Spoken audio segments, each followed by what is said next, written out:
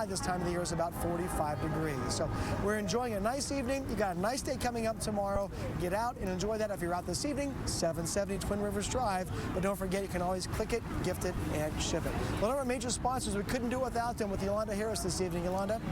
Hey, Jerry, that's right. Our sponsors are very important, and we partner up with several organizations and businesses around Central Ohio. Joining me now is Corey Sickles from Safe Harbor Retirement Group. You guys have been doing this for this is your 9th year? This is our 9th year. Oh, my God. And the best part about tonight is it's the warmest it's ever been.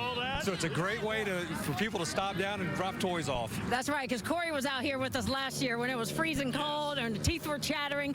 This is something that's so nice, and a lot of people participate. You collect, your organization collects toys. People drop them off there as well. Tell me why you keep coming back, and you've been doing this for 9 years. You know, when you think about the holiday season more than anything, really, you know, it's all about putting a smile on a child's face on Christmas morning. So it allows us at Safe Harbor, our team here, but more importantly, our clients get involved and, you know, drop toys off. And so it's, you know, it's really more of a, you know, we're a family-owned business. This is really a family thing for us. And speaking of family, you've got some of the Safe Harbor team here with us. Safe Harbor team here with us as well. Oh, great to see it. Well, Corey, thank you so much for being involved in this, and we really love working with you guys, and you really make a big difference. And we look forward to next year as well, and happy holidays to everyone out there. All right, you heard it here. He's got to be here next.